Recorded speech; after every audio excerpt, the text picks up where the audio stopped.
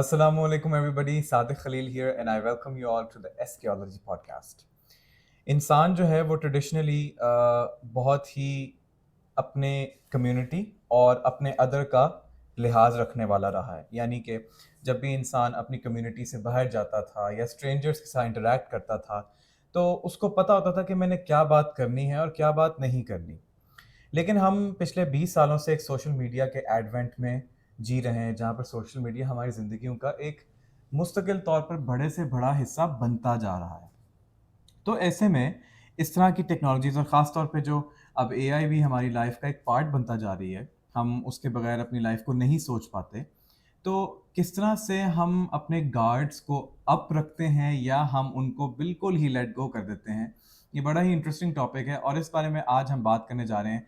और आज हमारे साथ जो हमारे गेस्ट हैं वो डॉक्टर उबैदुल्ला साहब हैं। डॉक्टर साहब कैसे हैं? ठीक ठाक हैं? ठीक ठाक। अच्छा, वैसे बहुत अच्छी बात भी है, लेकिन इतना भी इंसानों के बारे में पॉजिटिव नहीं होना चाहिए जितना आप होते हो पर्सनल लाइफ में भी। अच्छा। हम नहीं, कोई इतनी भी अच्छी चीज नहीं है। नहीं, ये तो मैं तो थोड़ा ऑप्टिमिस्ट ही रहता हूँ। अच्छी बात है, बहुत अच्छी हाँ, बात है। अच्छी बात है। क्योंकि मेरा हमेशा लोगों के साथ ये इख्तलाफ रहता है कि कई लोग मुझे समझते हैं कि मैं डीमोटिवेट कर देता हूँ, डिस्करेज कर देता हूँ, लेकिन यार हमें सारे डायमेंशंस देखने हैं ना। बिल्कुल ऐसा ही है और ज़ाहिर है मेरे इस एक्स्ट्रा ऑप्टिमिज्म को ज़रा थोड़ा-सा प्रैक्टिकल बनाने के लिए ये बातें आपसे की जाती हैं। हाँ। तो I'd like to start with something that I found on the internet recently। वो ये है कि जो बड़ी-बड़ी एआई की कंपनीज़ हैं, वो of course they are constantly improving their models, right? वो मॉडल्स स्मार्टर हो रहे हैं, ज़्यादा यूँ लगता है कि कॉन्शियस भी हो रहे हैं, हालाँकि कॉन्शियसनेस तो एक बड़ी इंटरेस्टिंग चीज़ है।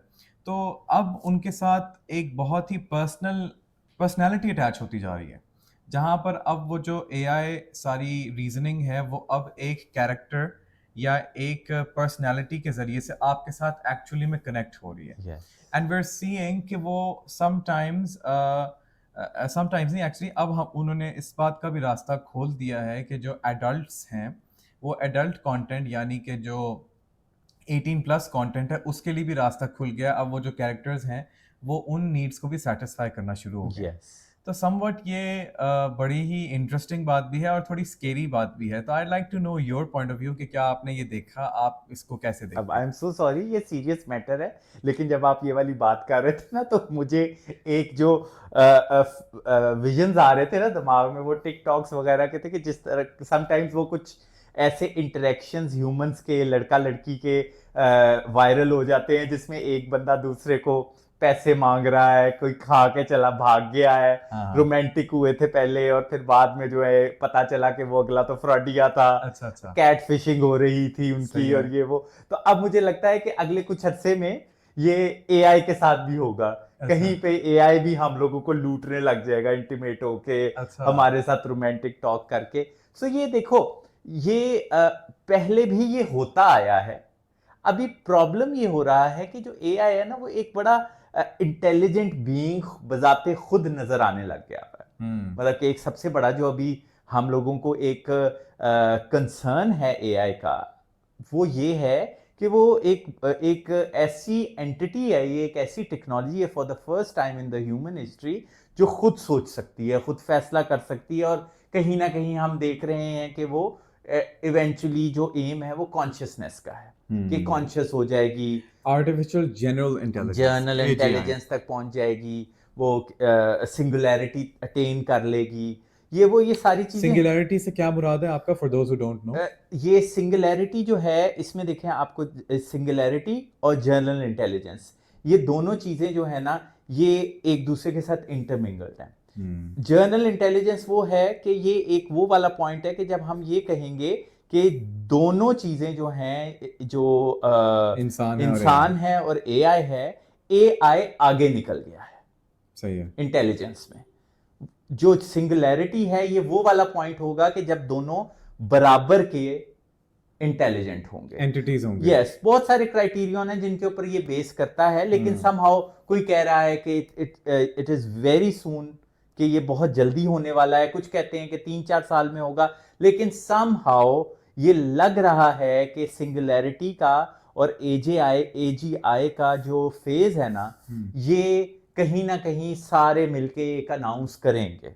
वेरी सून ये जो सारे बिग शॉट्स हैं, बिग जाइंट्स हैं, ये सारे एक जगह पे आके कहेंगे कि ओके फाइन, ये अब आगे निकल बट चुका है। Before we go to the advancement of AI, Yes. जो कि एक मुस्तकिल फिनोमेना है, इस बारे में थोड़ी सी बात मैं करना चाहूँगा कि जिस तरह से अब ये जो कैरेक्टर्स हैं जो कि इंटीमेट तरीके से ह्यूमंस के साथ कनेक्ट हो रहे हैं, तो अब देखें ऑफ कोर्स एडल्ट कंटेंट, कुछ लोगों के बारे में ये ख्याल है कि चूंकि वो एडल्ट्स हैं वो खुद चूज़ कर सकते हैं what they get expose to, और हम उनको रोक नहीं सकते। Well that's one point of view, I personally don't agree with that. लेकिन चलें, अगर हम ये बात मान भी लेते हैं for the sake of argument, तो अब जो हमारे माइनर्स हैं, यंग वंस हैं, Yes. ठीक है, now think about this, you have a 12-year-old boy जो कि एक सेंसिबल बच्चा होता है बाय द वे, लेकिन उसके घर के हालात ऐसे जहाँ पर उसको इतना एक्सेप्ट नहीं किया जा रहा, उसकी सेल्फ एस्टीम को बूस्ट नहीं किया जा रहा। अब उसको एक फीमेल एआई कैरेक्टर मिल गया है थ्रू एन ऐप, और वो उससे अटैच भी हो गया है, तो यानी उसकी शख्सियत, उसकी नफ्सियात कैसे इवॉल्व कर रही होगी? Yes, सोचने वाली बात है यही ना। सोचने वाली बात है ना। पहले भी, आज से 20 साल पहले भी, जब आप लोग मेरा ख्याल है बहुत ही छोटे थे, गोदों में थे, लेकिन हम लोगों ने देखा कि किस तरह सोशल मीडिया आया, फेसबुक आया, सबसे पहले तो इंटरनेट आया, ईमेल आया, और बहुत सी चीज़ें थी, होते होते फेसबुक तक आया, और ये वो सारा कुछ। उस दौरान ये चीज़ें बहुत ज़्यादा होने लग गई, या हम सुनने लग गए कि इस तरह की कैट फिशिंग और ये वो सारा कुछ होने लग गया। व्हाट लोग डू यू बहुत मीन बाय ज़्यादा, कैट फिशिंग? कैट फिशिंग होती है कि गोस्ट कर देना किसी को? नहीं नहीं, कैट फिशिंग बड़ी मशहूर यानी टर्म है। औरतों पर आवाजें कसना? नहीं नहीं नहीं, अच्छा। कैट फिशिंग एक टेक्निकल टर्म होती है जिसमें ये एक फेक अकाउंट बना के आपको पैसों के लिए फंसाया जाता है, रोमांटिकली इन्वॉल्व किया जाता है, ओके। वल्नरेबल लोगों को चूज करके उनके साथ अटैच हुआ जाता है। ये बहुत कुछ होता है, वो जो हम सो कहते हैं वो कि मोबाइल में लड़की की आवाज निकाल के पैसे मांगना, बातें कर करके फंसाना और फिर पैसे मांगना। आप मुझे 50 करोड़ भेज दो, हाँ, वापस कर प्लीज दो। किसी का नाम ना लेना, हमारे इर्द गिर्द काफी खवातीन के नाम मशहूर हो गए हैं इस तरह नहीं से, नहीं, किसी भी तो हम नहीं लेते, लेकिन बड़े मशहूर हो गए वो। तो दिस इज कैट फिशिंग। अगर मैं जो है एक फेक अकाउंट के थ्रू किसी से बात कर रहा हूं तो मैं कैट फिश कर रहा हूं, तो इसको कैट फिशिंग कहते हैं। तो बहरहाल पहले ये इंसानों के साथ होता था, अब फॉर द फर्स्ट टाइम अब ये सेम कैट फिशिंग मुझे लग रहा है कि एआई भी किया करेगा। बट एआई के पास क्या मोटिव है कैट फिशिंग करने का? एआई के पास एक बहुत बड़ा मोटिव ये है कि उसे इंसानों ने बनाया है, और इंसानों को किसी भी सूरत में अटेंशन, पैसे और पावर चाहिए होती है। हाँ, this is very interesting. Yes. ये बड़ा अच्छा पॉइंट आपने शेयर किया, हाँ, क्योंकि बजाते खुद एआई तो नहीं ना ये डिसीजन ले रहा, वो yes. तो बेसिकली पीछे प्रॉम्प्ट्स पर ही चल रहा है ना। वो एक बड़ा मशहूर, अब मुझे नहीं पता कि कौन सी वाली बुक में है, युval नोआ हरारे की, कि ये जो सारे हम देखते हैं कि ये जो सारी आजकल की जो पावर ग्रुप्स हैं, जो बहुत बड़े बड़े इंस्टीट्यूट्स हैं, जो अभी फाशिस्ट बन चुके हुए हैं, डिक्टेटर्स बन चुके हुए हैं, ये थोड़ा बहुत मिशनरी वर्क, सोशल वर्क से ही स्टार्ट होता है। कोई ये नहीं कहता अपनी एक प्रोडक्ट लॉन्च करते हुए कि ये हम बुरे मकसद के लिए यूज करेंगे, वो सेल ही नहीं होगी। ये वो सेल ही नहीं होगी, वो उसको कोई पार्लियामेंट उसके हक में लॉ नहीं बनाएगी। कोई होता यही है, लिस्ट यही बनाई गई हुई होती है, और ये पोर्ट्रे यही किया जा रहा होता है कि ये भाई भलाई के लिए यूज होगा। जिस तरह अभी जो एक इंटीमेट फीलिंग्स वाला एआई बनाया गया, मॉडल बनाया गया है, इंट्रोड्यूस करवाया गया है, उसमें यही है कि आपने जहां पे इंसानों से फ्रॉड करने के चांसेस होते हैं कि वल्नरेबल लोग बैठे हुए होते हैं इंटरनेट वगैरह पे, उन्हें एक कंपेनियन मिल जाएगा। लेकिन इवेंचुअली हमें पता है ये उन्हीं चीजों के लिए यूज होगा जो ये सारे कॉर्पोरेट प्रोडक्ट्स यूज होते हैं, starting from a very mild thing कि आप इवेंचुअली ये देख रहे होते हो कि एक बर्गर बिक रहा है, लेकिन इवेंचुअली जब आप बड़े से बड़ा सिनेरियो देखते जाते हो तो आपको पता चलता है कि ये कहाँ तक फंडिंग्स गई हुई हैं, कितना कंफ्यूजिंग और वॉप हो चुका हुआ है ये मामला, कि ये तो एक बर्गर बेचने वाली कंपनी थी तो कहाँ तक गई हुई है। तो इसी तरह एआई बनाने वाले भी है। देखो यार, ये इंसानी फितरत है। हम लोग भी, मैं वही आपको कहता हूं ना कि हम लोग ये जो अभी अपनी रिकॉर्डिंग्स कर रहे हैं ना, ये अपनी अकाउंटेबिलिटी के लिए कर रहे हैं। एक जगह पे आके हमारा जो फर्स्ट इंटरेक्शन भी था रिकॉर्डिंग पे, यही था कि हमें अपने आप को रोकना होता है कि हम पावर और पैसे के नशे में इतने भी आगे ना चले जाएं कि हम इन चीजों को भूल जाएं। अब आई होप कि एआई को इंट्रोड्यूस करवाने वाले, बनाने वाले टेक जाइंट्स जो हैं वो ऐसा ना करें। हम hope for the best. we should hope for the best, but I think historically speaking हमेशा कंपनीज जो हैं वो प्रॉफिट्स को ही तरजीह देती हैं when it comes to public safety को इग्नोर कर दिया जाता है। जैसे मैं अभी रिसेंटली पढ़ रहा था कि जिस तरह से .com बबल था, यस right? मैं भी पढ़ रहा था, आजकल देख रहा हूँ It बहुत came with a lot of enthusiasm, Yes, बड़ा इन्वेस्टमेंट्स भी लोगों ने कहा कि वाह yes. जी वाह ये तो बदल देगा, and everybody started pouring in lots of money, Yes. right? लेकिन उसमें से कुछ ही ऐसे थे जो कि उसको सरवाइव किए और फिर उन्होंने डोमिनेट भी कर लिया, जैसे Yes. कि गूगल था, Yes, अमेजॉन था yes. And all of those.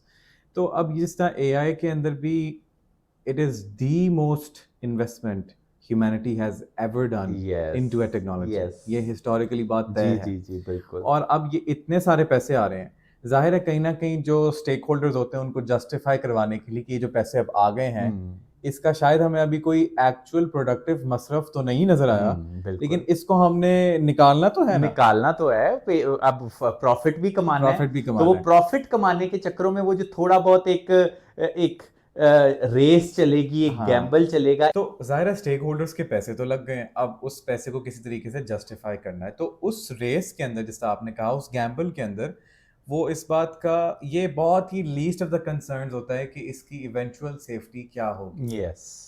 तो ये मुझे बड़ी, it's very unsettling for me to be very honest. नहीं, इतना भी परेशान होने की जरूरत नहीं है, बस हमें ये याद रखना चाहिए कि इवेंचुअली जो ये इतने बड़े बड़े जाइंट्स होते हैं ना, ये कहीं ना कहीं अपने पावर, अपने कंट्रोल, अपने पैसों के लिए बहुत आगे तक जाते हैं। इवेंचुअली ये लोग एक ब्लेम गेम में ये वाला पॉइंट भी यूज करते हैं कि आपको खुद भी तो अवेयरनेस होनी चाहिए ना।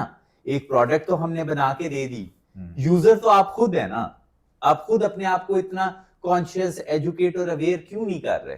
But I would like two point this out. आप अक्सर ये बात कहते हैं और आपका ये बड़ा सॉलिड स्टैंस है, I really agree with this कि आपने अपनी अवेयरनेस और कॉन्शियसनेस को क्यों इतना एनहांस नहीं किया। Yes, but I would like to argue कि इंसान जो है ही is a by product of his circumstances.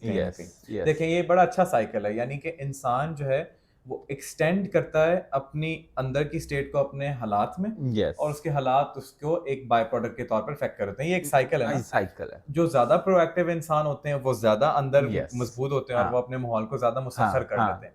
But you can say about the large majority of people कि जब आप देखें इतनी सारी मार्केटिंग एफर्ट्स हो रही हैं, ठीक है, everywhere they go they have no choice but to engage with that technology. Yes. तो अब ये near to impossible है उससे बचना। लेकिन फिर उसमें ये आता है ना कि उन मुल्कों के laws, regulations, law enforcement company, वो इंस्टीट्यूट जो हैं, डिपार्टमेंट जो हैं, वो उस टाइम पे एक्टिव होते हैं कि जब आप कोई ना कोई वो वाली लाइन क्रॉस कर रहे होते हैं, या आपको पहले से उस एरिया में, उस ट्राइब में, उस मुल्क में, या बॉर्डर क्रॉस करने के बाद वहां पे आपको थोड़ा बहुत पहले से अवेयर किया जाता है कि भाई ये नहीं करना आपने, यहाँ पे ये चीज अलाउड नहीं है, यहाँ पे ये वाला जो चीज है इसको इस तरह से यूज करना है, इस तरह से नहीं यूज करना है। तो वो फिर लॉज वगैरह बन जाते हैं। इस तरह से हम लोगों ने एज अ ह्यूमन बीइंग हम लोगों ने काफी ज्यादा इवॉल्व भी किया है। अच्छा देखें, यूएस की अगर हम बात करें तो यूएस के इंस्टीट्यूशंस ऐसे हैं, यानी कि they are very open about this कि इवन जब उनकी प्रेसिडेंसी की भी कैंपेन्स हो रही होती हैं तो people are openly donating money towards those campaigns, और वो इसको बिल्कुल जस्टिफाई करते हैं कि ऑफ कोर्स आप जिसके मिशन पे, जिसके पर्पस में बिलीव करते हैं, आप उसको मॉनेटरीली सपोर्ट करें। So we are seeing that there are very openly capitalist society and they are not shameful about it. अब देखें ये जो कंपनीज हैं, बिग शॉट्स हैं, these are very big empires. Some of them are even bigger than some countries on the world. इतने इनके जो वो प्रॉफिट्स का वो रेवेन्यूज इतने हैं, रेवेन्यूज इतने हैं, बिल्कुल। तो क्या आपको लगता है कि यूएस की गवर्नमेंट या any government for that matter जिसके अंदर कोई ऐसी ऑर्गेनाइजेशन वर्क कर रही है जो किस तरह के मॉडल्स बना रही है, क्या do they really have any say in what goes into their product? क्योंकि वो तो they are very strong. Of course फिर वो कॉर्पोरेट वर्ल्ड का एक वो जो ईवल पार्ट है उसको डिस्कस करने लगे हैं ना हम, कि वो कॉर्पोरेट वर्ल्ड का जो ईवल पार्ट है उसने तो अपने आप को डीप पॉकेट्स तक घुसाया हुआ है, लॉबीज तक, लॉ मेकिंग सोसाइटीज तक, पार्लियामेंट तक, जुडिशरी तक, हर जगह पे वो लोग अब सिरायत जिसे कहते हैं वो घुसे हुए हैं।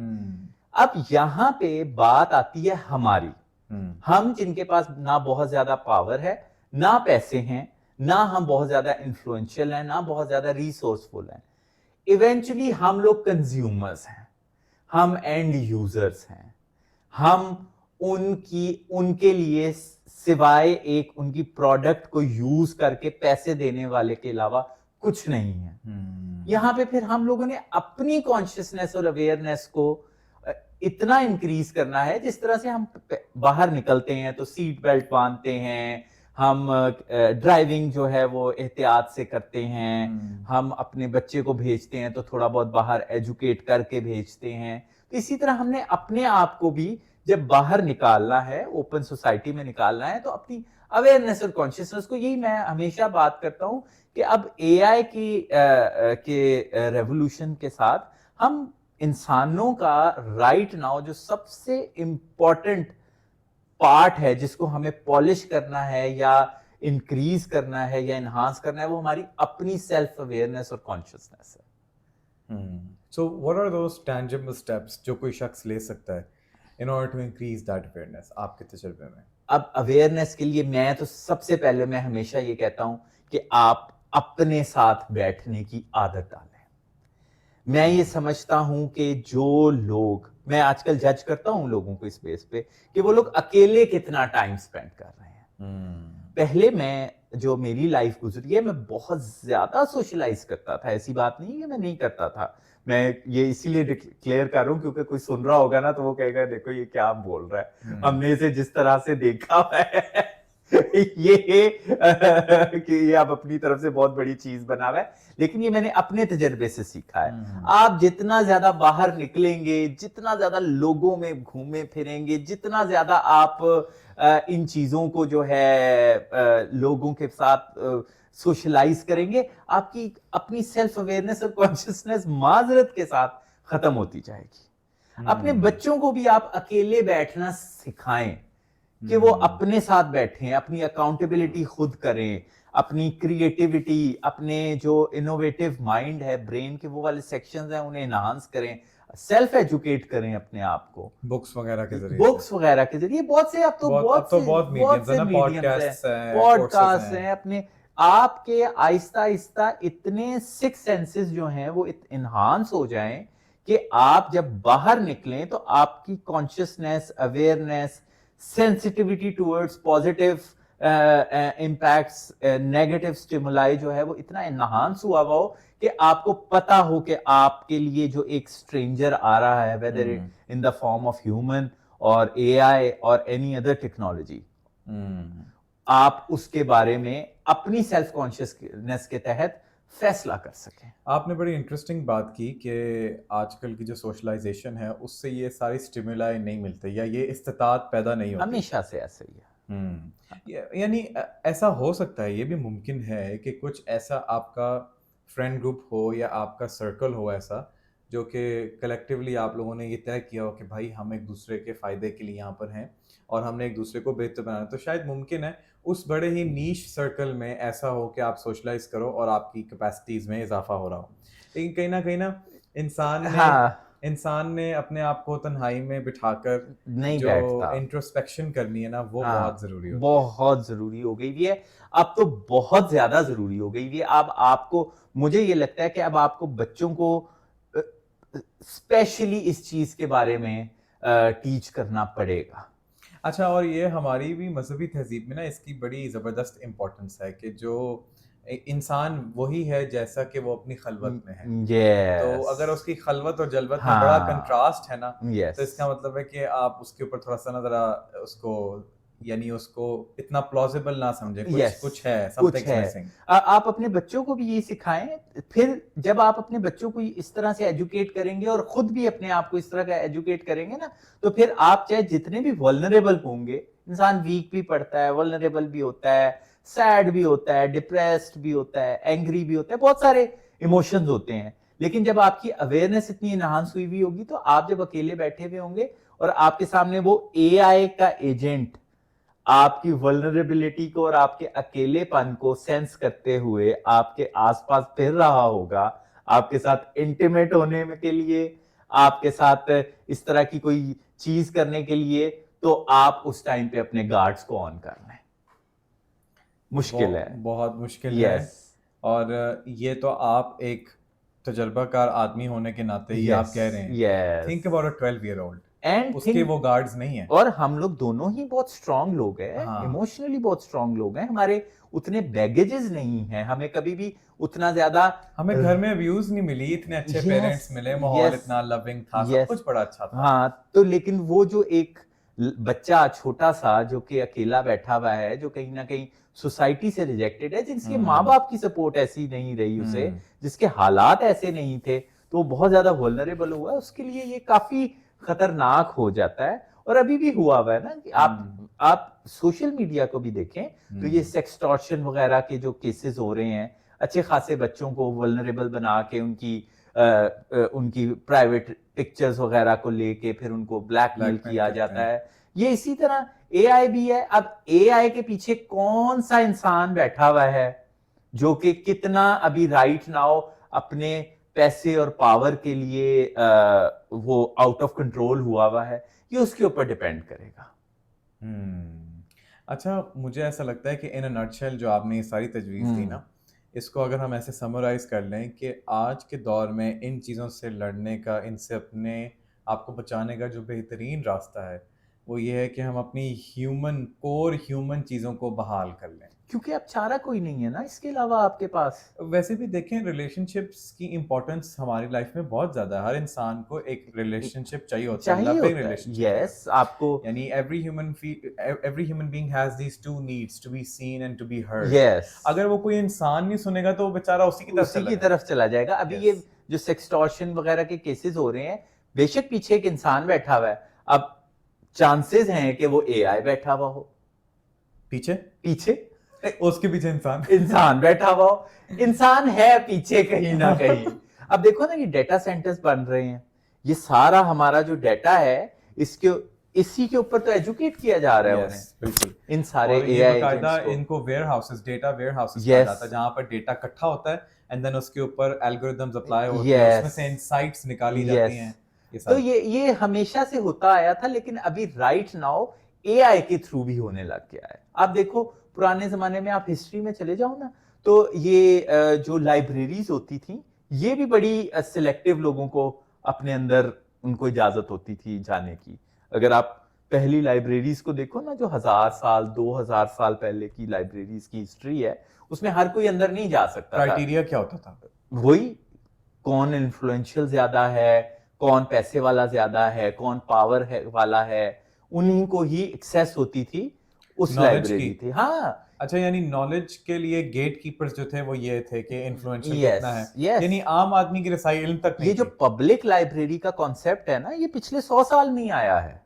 अच्छा। पहले बहुत ज्यादा एक्सक्लूसिव मेंबरशिप्स हुआ करती थी बड़ी लाइब्रेरीज की, आप हिस्ट्री खोल के देखो।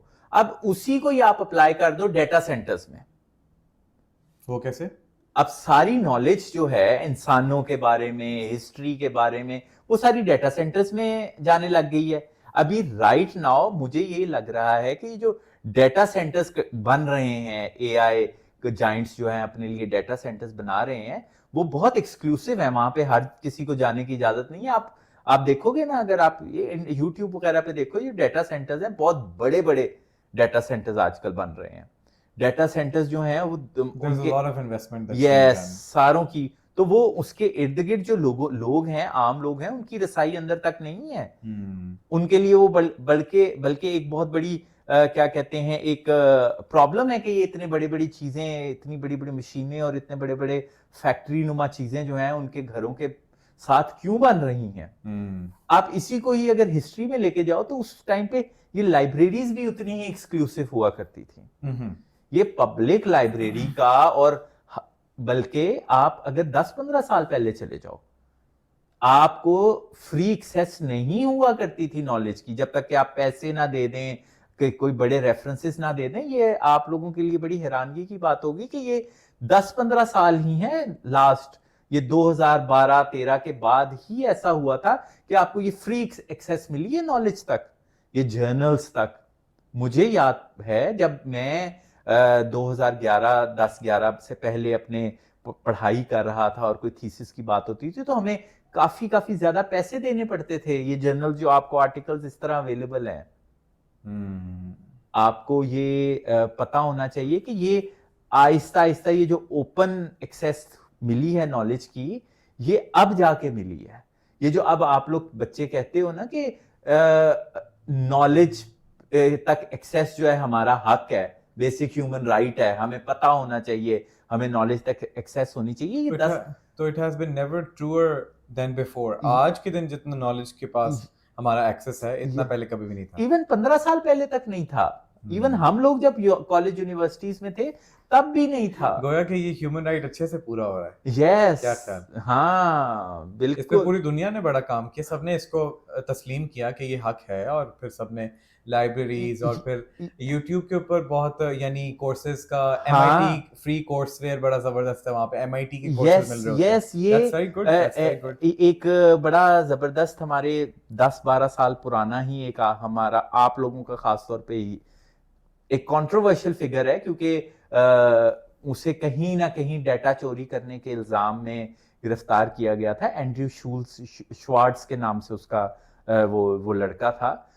उसने सारा जो जर्नल्स और आर्टिकल्स का डाटा था ना, वो किसी ना किसी, वो एक जीनियस हैकर टाइप सा बच्चा था, उसने वो सारा चोरी करके ओपन एक्सेस कर दिया। ये 2013 की बात है। और फिर उसको फिर वो उस बच्चे को, वो बड़ा सेंसिटिव सा बच्चा था, जीनियस बच्चे जिस तरह होते हैं ना, उसने वो ओपन एक्सेस कर दिया। सब जनरल, वो मेडिकल जर्नल्स और टेक्नोलॉजी के जर्नल्स, वो सब उसने ओपन एक्सेस कर दिए। ये एक बहुत बड़ा केस है। फिर हम USA की कोर्ट्स ने उसे पकड़ लिया, उसके ऊपर इल्जाम लगाए कि यार इसने चोरी किया है, डाटा चोरी किया है। लेकिन उसके बाद से ये एक वेव शुरू हुई कि व्हाई नॉट, बच्चों की या एक इंटरनेट यूजर की एक्सेस इंफॉर्मेशन नॉलेज तक फ्री क्यों नहीं है। तो ये एक्सेस उसके बाद से आप तक पहुंची है। तो ये बहुत नया कॉन्सेप्ट है। तो ये आप लोगों को जो बेसिक ह्यूमन राइट लगता है, ये पहले नहीं था हमारा बेसिक। तो आपको ये लगता है कि जिस तरह से पहले लाइब्रेरीज के आगे गेट कीपर्स थे, आम आदमी की रसाई नहीं थी, तो ऐसे आपको लगता है कि अगर तो these data centres are here to stay, अगर तो ये मुस्तकिल हैं हमारे फ्यूचर में, तो एक वक्त ऐसे भी आएगा जहां पर आम आदमी का एक इस तरह का टोकनाइज्ड शेयर होगा किसी भी डेटा सेंटर में, जहां पर वो उसने कुछ रिसोर्सेज बाय किए होंगे जिसके ऊपर वो मालिक होगा, और वो जो डेटा सेंटर है उसने गोया कि उसको एक तरह से जिस तरह लाइब्रेरी लीज करती है या हायर वो अपना लेंड करती है बुक्स को, डेटा सेंटर्स ने भी अपनी थोड़ी सी कंप्यूट पावर को दिया होगा आम लोगों आगे उसको, जिस तरह शेयर बेचा और वो उस कंप्यूट की सिक्योरिटी, उसकी तमाम रिसोर्सेज का वही मालिक होगा। इसमें यही है कि इंसान को अगर कहीं और ज्यादा पावर और पैसा मिलेगा ना, वो वहां पे चला जाएगा, इसको फिर वो इस तरह से बना दिया जाएगा, छोड़ देगा। अभी नहीं ऐसा हो सकता, क्योंकि ये तो बड़े पावर सेंटर्स हैं। यस, ये अभी डाटा सेंटर्स जो हैं, ये पावर सेंटर्स अभी बनते जा रहे हैं, क्योंकि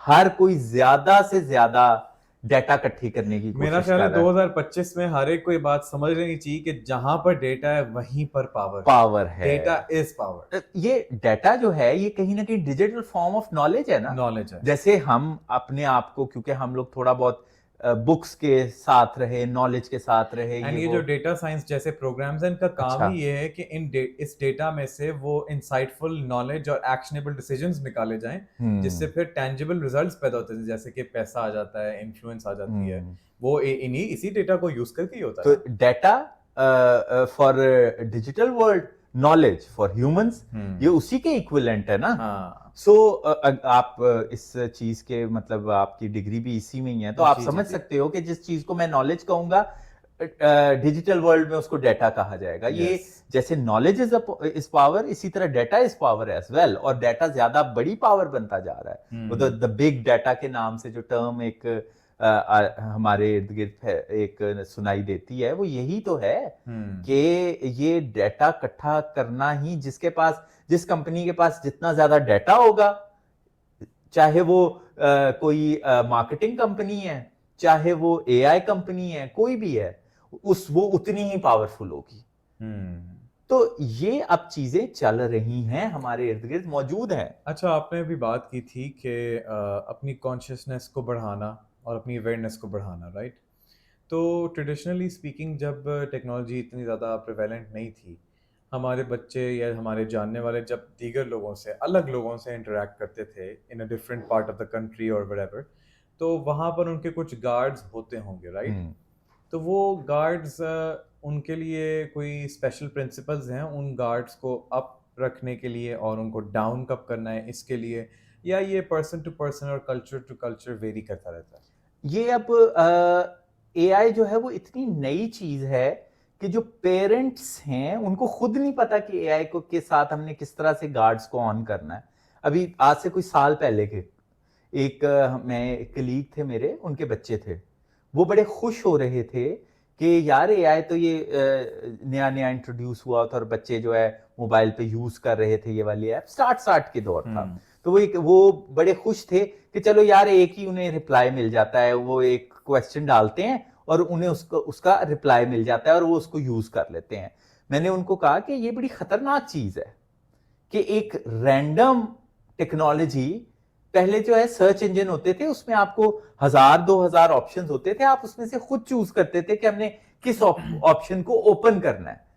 मैंने उन्हें यह बताया कि अब ये ऑप्शन आपसे ले लिया गया है, आपको अभी ये अच्छा लग रहा है, लेकिन आपको ये याद रखना चाहिए कि पहले आप हमारा जो सर्च इंजन बहुत मशहूर है हमारे, हम उन्हें यूज करते हैं, तो उसके ऊपर हम अपना क्वेश्चन डालते हैं, तो हमें लाखों के हिसाब से उसकी सर्चेस नजर आने लग जाती हैं। उसमें से फिर हम खुद चूज करते हैं कि हमने किस ऑप्शन को खोलना है, ओपन करना है, और उसको अपने ऊपर अप्लाई करना है कि नहीं करना है। दूसरे पे चले जाते थे, तीसरे पे चले जाते थे। वो ऑप्टिमाइजेशन के तहत मार्केटिंग वाले जो हैं अपने आप को ऊपर से ऊपर लाने की कोशिश करते थे सर्चेज में कि हम इंसानों की अटेंशन को ग्रैब कर लें। लेकिन अब ऐसा नहीं हो रहा। एआई एक लेवल ऑफ इख्तियार ले लिया गया। यस, ये वैसे तो इजी लग रहा है कि कहां पे हम ऑप्शंस को चूज करेंगे और ये वो है, लेकिन ये एक बहुत बड़ा आपको एक आपके बेसिक ह्यूमन राइट से महरूम किया गया है, ऑप्शन टू चूज। कन्वीनियंस की भी कॉस्ट होती है ना। वो आपको ये याद रखना चाहिए कि आपको इतनी आसानी से जो जवाब दिया जा रहा है, इसकी कोई ना कोई कॉस्ट है, और इसकी कॉस्ट ये है कि आपसे ऑप्शंस लिए जा रहे हैं। ये जो अभी कहते हैं कि इंटरनेट इज डेड, ये बहुत बड़ी एक टर्म आजकल मुतारिफ हुई है। एक्चुअली ये इंटरनेट पे तो सर्च इंजन होते थे ना, जिसमें हम चीजों को चूज किया करते थे। अब ऊपर ही एआई मोड जो है अपना रिप्लाई भेज देता है और हम उसको अपना मान के बैठ जाते हैं। ज्यादातर मेरे साथ भी ऐसा होता है कि पहले हम सर्च इंजन पे जाके लिखते थे कुछ भी अपना क्वेश्चन या क्यूरी वगैरह, तो आगे ऑप्शंस होते थे, हम उसमें से खोलते थे कि ये हमने देखना है, नहीं यार ये नहीं, ये देखना है, ये देखना है। अब हम वो एआई मोड भी ऑन हुआ होता है, उसने जो जवाब दे दिया है हम उसी को देख के अपना फैसला करके बैठ जाते हैं। This is very dangerous. तो आप वो कह रहे थे कि पेरेंट्स को खुद भी नहीं पता कि बच्चों को कैसे करना है। वो जो मैं अपने एक दोस्त की कलीग की एग्जांपल दे रहा था कि अब उन पेरेंट्स को सबसे पहले एजुकेशन लेनी है कि भाई ये नई बला क्या है, ये सर्च इंजन नहीं है, ये आप ये रिसर्च इंजन, ये स्कॉलर है, ये बजाते खुद एक स्कॉलर है, पता नहीं ईवल है कि क्या है। अब हमें ये भी एक बात समझनी पड़ेगी, बड़ी कंट्रोवर्शियल बात है, क्योंकि लोगों ने अपनी जिंदगी के बहुत हसीन साल और बहुत सारे साल जो हैं वो रिसर्चेस पे लगा के पीएचडी डिग्रीज की हुई होती हैं, थीसिस किए हुए होते हैं। अब एआई भी तो पीएचडी होल्डर ही है ना, एक किस्म का, कि उसके पास सारा डाटा आ गया और वो ज्यादा जल्दी से आपको रिप्लाई दे देता है। तो अब ये वाला चक्कर स्टार्ट हो गया ना कि अब इवन हम पहले पीएचडी स्कॉलर के पास जाया करते थे। Dehumanisation on another level. Yes, वो जो हमने पहला अपना एक वो जो किया था ये ना, डिह्यूमनाइजेशन ही मैं जी कहूंगा इसको, बिल्कुल, क्योंकि इंसान की अहमियत को कम से कम कम कर से कम किया जा रहा है और वो नजर आ रहा है। वो मतलब अब अगर आप देखोगे ना तो इमिग्रेशन के लॉज भी बहुत सख्त हो रहे हैं। डॉक्टर साहब, कभी कभार यूं लगता है कि आज की दुनिया में सरवाइव करने का जो पहला क्राइटेरिया ना, it is to let go of your humanity. यानी कि कहीं ना कहीं आप जितने जितने आप रोबोटिक, जितने आप इंसान होने के आइडिया से पीछे हटते हो, उतना ही आप आगे आ जाते हो। हाँ लेकिन इसमें कोरिलेशन है, मतलब अगर आप देखें ना। देखो, अगर आपने देखो बहुत मुश्किल हो जाएगा अगर हम ये वाली चीज नहीं करेंगे। आप पैसे नहीं कमा सके, आपको अपना कंट्रोल दूसरे के हाथ में देना ही पड़ता है। कैसे? ये देखो ना, ये जो आपने बात की है कि अपनी जो हमारे ह्यूमन जो है, हमारा ब्रेन है, हमारी बॉडी है, जिसका फैसला हमने खुद करना होता है। लेकिन ये फैसले हम जितने ज्यादा दूसरों को देते जाएंगे, हम सामने आते जाएंगे। नहीं, दूसरों को, वही तो मैं कह रहा हूँ कि दूसरों को नहीं देना। यही तो एक सिफ्त है जो इंसान हमें बनाती है कि हम इस पे खुद मुख्तार रहना चाहते हैं। लेकिन कहीं ना कहीं लेकिन हम ये लेट गो कर रहे हैं ना, और ये करते रहे हैं। ये जॉब का जो फैक्टर है और ये जो न्यू एज स्लेवरी का फैक्टर है, ये इसीलिए तो कंट्रोवर्शियल है कि इसमें हम अपनी जो एक एक इंसान की अपनी इंडिविजुअलिटी है वो खत्म कर लेते हैं बजाते खुद भी, और वो चाह रहे होते हैं कि आपकी इंडिविजुअलिटी खत्म हो और आप उनके इशारों पे काम करें। आपको एक इल्यूजन डिल्यूजन सा भी दिया हुआ होता है, एक पर्सनल चॉइसेस का, पर्सनल फ्रीडम का, और फिर अपने लिए उन्हें काम कराया जा रहा होता है। तो व्हाट आर दोस प्रिंसिपल्स या वो रिसोर्सेज कहाँ से हम एक्सेस कर सकते हैं जो हमें एआई के बारे में सही तरीके से एजुकेट कर सकते हैं? यानी आप कौन से रिसोर्सेज यूज करते हैं अपने आप को एजुकेट करने के लिए? मैं एआई भी यूज करता हूं, ऐसी बात नहीं है कि नहीं करता, बट द थिंग इज कि इवेंचुअली हमें एक चीज का ख्याल रखना पड़ेगा कि हम ये देखें अपने लिए भी, और जिनकी रिस्पॉन्सिबिलिटी हमारे ऊपर है, जिनके ऊपर हमने नजर रखनी है, जिनको हमने सिखाना है, कि हम एआई को अपनी जिंदगी में बहुत ज्यादा अहमियत ना दें। हम उसको एज अ टूल ही यूज करें तो बेहतर है। आई थिंक मैं अभी आपको इसको मजीद एक्सप्लेन इस तरह से करता हूं कि इसको हवा ना बनाएं।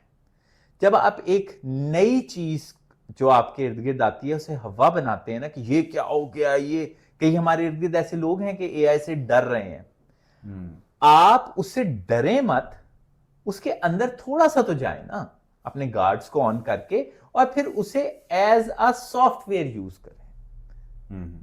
आप समझ रहे हो ना मेरी बात को? Yes, I understand. और मुझे ऐसा लगता है कि यहाँ पर एक विजडम का भी एक प्रिंसिपल सामने आता है। वो ये है कि इंसान जिस चीज को जितनी अहमियत देता है ना, वो उतनी ही उसके ऊपर हावी होने लग जाती है। एग्जैक्टली। मैं अभी जैसे बाहर अपने एक टीममेट के साथ बात कर रहा था, बड़ा पढ़ा लिखा, बड़ा कॉन्शियस, उसने अपने ऊपर एआई को इतना हावी किया हुआ था कि वो हर वक्त एआई के वो जो बबल को के बर्स्ट होने का वेट कर रहा होता था। वो कभी कह रहा होता था कि we are doomed for life, apocalypse is near, और ये वो। मैंने कहा why are you giving so much importance to AI? फिर उसे एहसास हुआ कि वो तो बहुत ज्यादा एआई को इंपॉर्टेंस देने लग गया है, हर वक्त उसके बारे में सोचने लग गया है। मैंने कहा कि it's just a tool, use it, enjoy it, और जो बच्चे हैं आपके इर्द गिर्द जिनकी आपके ऊपर उनकी जिम्मेदारी है, उनको जरा सा सिखाएं कि इसको किस तरह से यूज करना है और किस तरह से यूज नहीं करना। That's it. इतना ज्यादा परेशान ना हो। आप परेशान होंगे तो ये उतना हावी होता जाएगा। ये एक फितरी बात होती है। यानी कि एक इससे अपने आप को बचाने का एक स्ट्रैटेजी तो ये समझ में आई कि पहली बात तो ये है कि अपने गार्ड ऊपर रखने के बाद इसको इतनी हवा ना बनाओ। अब देखो ना, जैसे हम अपने बच्चों को कैट फिशिंग से अवेयर करते हैं ताकि वो ऐसी वल्नरेबल सिचुएशंस में या अकेले बैठे में हैं तो किसी स्ट्रेंजर से सोशल मीडिया पे बात ना करें, इसी तरह हम एआई से भी रोकें। अपने गार्ड अप करने के बाद ना we should have our trust restored in human beings again. Yes, मतलब कि इंसानों में दोबारा से एतमाद को हाँ, बहाल करना चाहिए।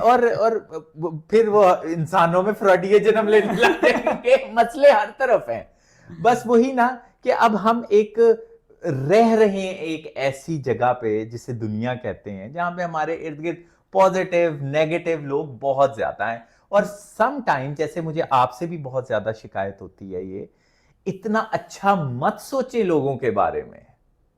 मैं जैसे मेरी काफी ज्यादा समझो कि आर्ग्यूमेंट उस वक्त स्टार्ट होता है कि जब एक बच्चा आके मुझे ये बताता है कि वो कोई एक नया आदमी मिला है उसे, जिसके साथ वो बैठा है, एज अ फ्रेंड बैठा है, एज अ कलीग बैठा है, और वो बहुत जबरदस्त है। ऑफ कोर्स मैं नेगेटिव आपको सोचने के लिए नहीं कह रहा, लेकिन हर फैक्टर को देखा जाए, थोड़ा सा टाइम दिया जाए किसी भी रिलेशनशिप को डेवलप करने के लिए, अपने गार्ड्स हर थोड़े से ऑन रखे जाएं। आप एकदम ही किसी के बिल्कुल ही बिछ जाएं, मैं उसको अच्छा नहीं समझता। कई लोग इसके ऊपर ये एतराज करते हैं कि तुम इतना नेगेटिव लोगों के बारे में क्यों सोचते हो। मैं कहता हूं मैं नेगेटिव नहीं सोच रहा। हाँ, ये वाला रिलेशन या जिस बंदे के बारे में बात कर रहे हैं, अभी टाइम तो लगे ना। ये सारी सूरत हाल ना थोड़ी सी पेचीदा ऐसे है कि एआई से अपना दिफा करने के लिए हमें इंसानों में अपना ट्रस्ट बहाल करना पड़ेगा, और जब हम वो करेंगे तो फिर हम कहेंगे एआई अच्छा था, मशीन के अंदर तो था ना, मशीन तो था ना। तो ये कंफ्यूजन्स तो चलती रहेंगी। सी, हमें इस तरह लाइटली इस एआई को लेके चलना है। ये कोई इतना सीरियस मैटर हम इसे बना लेंगे ना, तो हम इसके बारे में सही तरह से डिस्कशंस और आर्ग्यूमेंट्स, और इसके बारे में हम इसके पॉजिटिव्स और नेगेटिव्स को नहीं देख सकेंगे। इसके बारे में भी उतना ही डरो जितना आप एक इंसान से डरते हो। कि भाई स्ट्रेंजर डेंजर का वर्ड जो बहुत यूज होता है, बच्चों को सिखाया जाता है कि किसी भी स्ट्रेंजर से आपने कुछ लेके नहीं खाना, कोई बहुत ज्यादा करीब आ रहा है तो आपने इन्फॉर्म करना है, रौला डालना है, रिपोर्ट करना है, इस तरह की चीज है। तो यही एआई के साथ भी आप रखो। लेकिन प्रॉब्लम उस वक्त आती है कि हम राइट नाउ एक ऐसे रेवोल्यूशन में बैठे हुए हैं जहां पे हम इंसान को और एआई को एक साथ रख रहे हैं। ये नया है।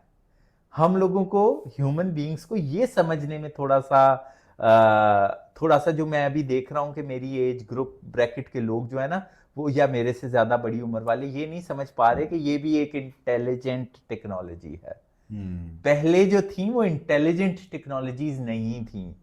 वो बजाते खुद कुछ नहीं लर्न करती थी आपके बारे में, आपके डेटे को इकट्ठा करके इंडिविजुअली आपके बारे में अपना इमेज नहीं बनाया करती थी। पहली वाली टेक्नोलॉजीज, ये वाली टेक्नोलॉजीज बनाती हैं।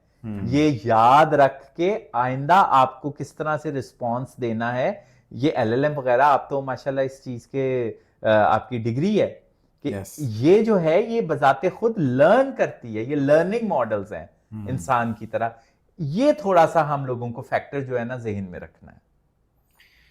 वेल आई वुड से कि जो हरफ आखिर है वो यही है कि एवरीथिंग जो भी हो रहा है हमारे सामने, it's very new for us. Yes, और there is a lot to learn, जो कि हम वक्त के साथ साथ सीखते रहेंगे। जी बिल्कुल। और गुफ्तगू का इख्तिताम ऐसे हम इसको कर सकते हैं कि एआई को हमने हवा नहीं बनाना, अपने गार्ड्स को अप करके, जैसे हम स्ट्रेंजर्स से ट्रेडिशनली मिलते थे कि अच्छा यार ये कोई फलाने गांव से बंदा आया, फलाने शहर का आदमी है, अच्छा ठीक है वेलकम करो, लेकिन just keep your guards on. Just like that हमने इसको वेलकम करना है, बट अपने गार्ड्स अप रखते हुए, और जिन पर हमें ट्रस्ट है, जो हमारे ट्रस्टवर्दी कनेक्शंस है, उनके साथ मशवरा करते करते चीजों को आगे बढ़ाना है। कि अच्छा यार इसके साथ ऐसे हुआ है, तुम्हारा क्या ज़हन है? बिल्कुल, यस, इसी तरह ही हमने करना है। हमने एक एआई को भी उसी स्ट्रेंजर की तरह लेना है जो नया नया हमारे जिंदगी में आया है, नजर रखनी है। और ये वो, तो लेडीज एंड जेंटलमैन, जिस चीज से ज्यादा हमें इंसान होने के नाते मसला होगा ना, वो ये होगा कि कैसे एक ऐसी चीज के साथ डील करना है जो कि अब बज़ाहिर, पता नहीं इसमें हकीकत कितनी, लेकिन बज़ाहिर हमारी ही जितनी अकल समझ बूझ रखने वाली है, और जवाब भी हमारी तरह ही देना शुरू हो गई है। तो ये हमारे लिए न्यू है एंड इट्स ओके। मुझे ऐसा लगता है कि इंसान जिस तरह से ट्रेडिशनली हिस्टोरिकली हर प्रॉब्लम को ओवरकम करके आगे आए हैं, इंसान दोबारा से कोलैबोरेट करने के बाद इसके भी हल निकाल लेंगे। अंटिल देन हमने बस थोड़ा सा अपना पॉजिटिव एटीट्यूड रखना है, गार्ड अप रखना है। तो लेडीज एंड जेंटलमैन, बात ये है कि इस टेक्नोलॉजी से डरे मत, ठीक है, अपने नॉलेज को, अवेयरनेस को और तन्हाई में अपने आप के साथ बैठने को बढ़ाएं, अपने आप को कॉन्शियस करें। और हरफ आखिर, if you're just gonna go with one sentence from this podcast, it's this, कि डरना नहीं है। Until next time, take care. Allah Hafiz. अल्लाह हाफिज।